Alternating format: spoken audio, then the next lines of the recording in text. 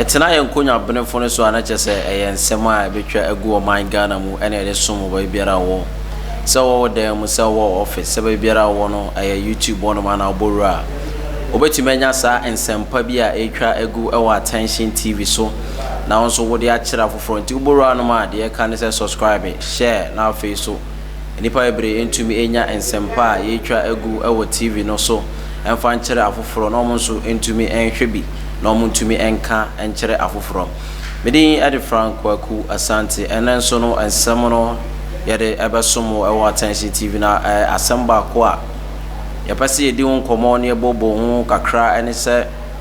am se enche ne de beto ya hwefo anim se aban no ese ohwe se ne economy ne ekọ a enam COVID-19 a abesoe ama ye hu ye ho ano business ay basa ene o manyina adwadi ene eho nkeka ho atuma bibia o akonkon ho no ma chese enioma ye basa no ntino wade taxes kakra kakra betoto enioma nyina e wo man Ghana mu se ne be ya obetumi e de sa taxes no atumi e de aboa na afi ne yetumi e de ayo man no yie wade sa ensem ye beto dwa no na amanfo bibire esu se aban e ba ne sen na o man no emu aye den awa wo kasa emu aye den na wa onim se ye nto neoma edwadie ho nsem enkoyie afi so ka won sensam no ene o manyina wo man no aye bibia wo no na wo san ebe eto ebeto eto ho deda amaye ntumi empo entua no wo de kakra esan beto so aka nti ye den eye sa adwenkyere no afi amanfo obesom eye Attention TV afo eme hu se Ghana fo esupa Ghana fo bobo Ghana fo etwa adwajo efasika sem ho efase eba businesses eba enioma chese enkoyi na afi enioma nyina ya basa ama Ghana so ba bia ekọ no ejina de ejina na emom entumi enko nanim wa brabom no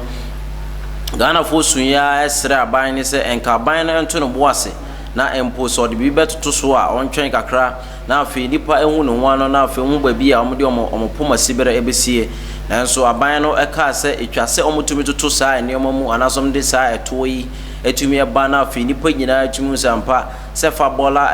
taxes on se fa sanitation taxes se fa petroleum taxes na ade account nyina no odi kakra be ka ono oye ne saa pepepe se ne fata e ma ne oma hompo no pa o man Ghana mu e ma Ghana fo sun ye twa adwajo se ba bia aban no edu ne ba bia aban de ko ne o man ne so ankasa bia ekonam no ade ya hadwen papa isan se ene no ukita ska kese kra na so kodi dwa ene o man entumi ento ahe etumi ko dwom kra kwaje adwenkyere bebiri ya de bae e ma hu se ampa o man no bia edu no ba ne se sikasemo a jese ato ape papa ama enioma etumi abasa entino driver for kasai ejodifo so kasai kire ma dwen se ba bia enioma ne ko no yatoto nema mu na enso so no wonga ebeto ade no enso so no ade e wo fom papa isan se sikasem no emu ayetawe o man mu ama nkrofo kra empese o ma beto ade driver for so edi won abobo se eba ne se yemfroka na ade a omotumi etoto enema mu saa ama empo no omo ankasa ye omo cars no omo tumi enye sales entumi farmer car owners afi kura no mo kire mu se omo tumi nto aye se balor fam na de omo tumi entumu na mo se fuel price no na ekoso sa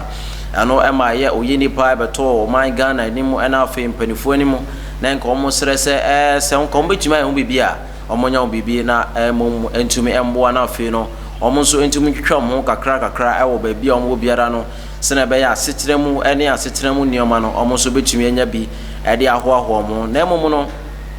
science mu Ghana fo nyina kan yi ebe me se entumi ankoni ye na oman no na se aban no ebo modern ede sa taxes kakra etoto so ama ene ni ba bia fuel price ene nam ene ade ye kra nim se fuel price nya kosoro pe bibia be kosoro science so bi akofa de na se ohwe na lo friend ya to so a ono so ebebo modern so de kakra beto enioma na akofa ne so sene be ya no so ebekosoro afi bibi biara entare semu ene aduane die mu ni nyina abekosoro esan se fuel price nya kosoro pe na je se ohaw ene oyene abeto man Ghana so anam sa taxes so ama aye Ghana for kasa ya no aban no antumi anya se de ope ana se ne amanfo pe enti no otumi ehompo oye taxes na de beto wom so ama ye se ne nyina kosoro a amanfo gusu adi won abobo omo tete se ba bia o man na dune de etwase ye kasa ama manfo kasa mu demonstration na de ade ni nyina bebre ama chesa betwagu ama man Ghana atumi akoda din e fa sans nsem no na ene no one man ti se enche e besan to four prices mu bie mu enche e besan to four prices mu ama chese betumi akona nim eye bosomi anase bosomi ya mu betumi akona nim papa ama ye wiki mu kura wona wanhwe kura ebe start se ebe no so betumi akona nim na owura friend se kwaku agiman dua de abetudwa ono na ode sa ensemi betudwa se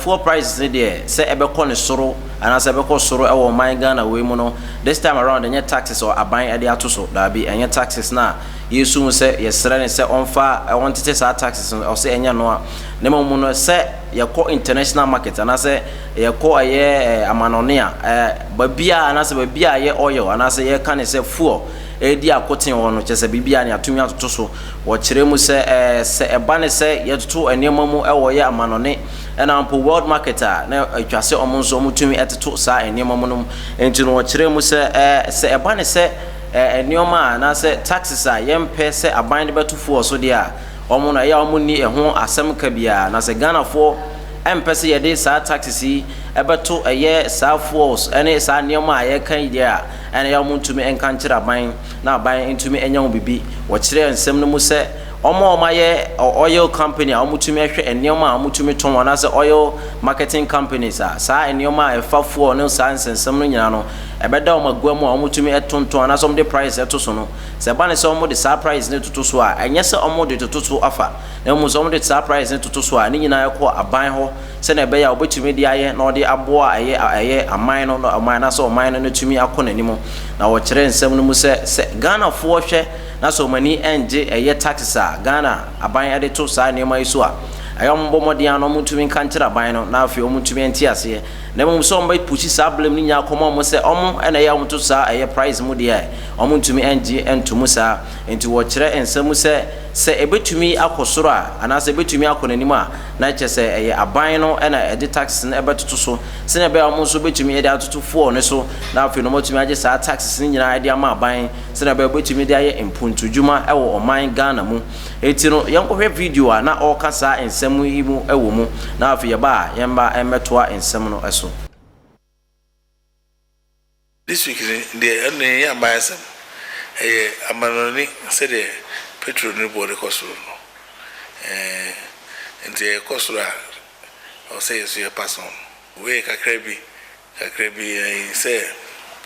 the might be to the regulation here then say competition we were a bit mafakari na we were a bit mafakakra who was on for be crowd in Alabama. Today, don't say that price no is and this won't mean top for price will be higher. We look at crowd which mark on top. I bind there, send there. The episode will be taxes for taxes no do goes the taxes and those and so you feel so you're gonna for so Becca say here we the also question say you're gonna for then you pay so si pesa bandi taxes beto fuel so yen kan jira ban say ben for fuel no ben for taxes into fuel no so e juma ya ne say abai so here tax o de to so ne yaji ne la man no because ye ho dem comfort petrol ni free te ya na chere la man no e ko abai ko mai hwe o ye ji we ska jina o mai hwe kasabi ko bi ji usika ma ka so wan kakra aso ye hwe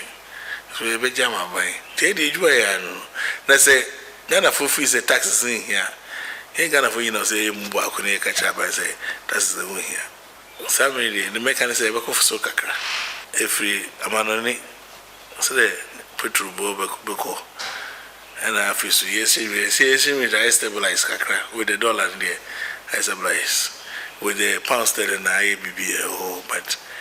enti amanoni asamni na say wo mu. Yeah to me there. And say yes I am in May ni because June if I say July now here and then was so Yakotie ye papa aye kwaku agiman dua no otumi akire ne nsema ma so otumi ate sene ekọ woni nsem no ko san kire mu se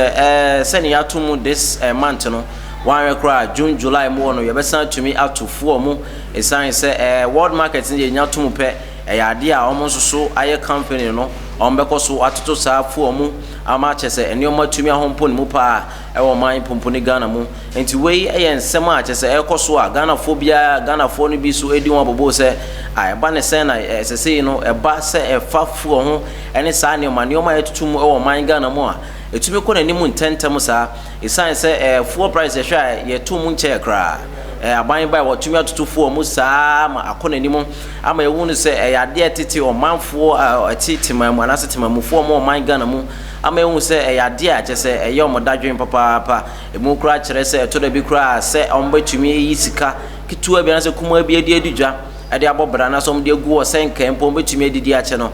to da bi sika no be yi ne ndu ba bi san se ne oma atutum no yade ha mo papa eno na omo srese aban omo nkoso ansrese aban nkoso anhwe na ombo na afi no se bafuo won sensem na se taxes a ede to fuo so a won hwe na afi wontumi eyin firo na afi wontumi enkaom esan se omo so etimamufuo na so omo bra sa taxes na de nya omo je no anhwe anom so wontumi ntua we ene ensem a Ghana fo eka na afi we so ene ensem a ye papa so ede atodwa era se woje bere ene adaje na wo hwe era se woje eye ho mena na afi so ba biara wonam no wotumi hwe Attention TV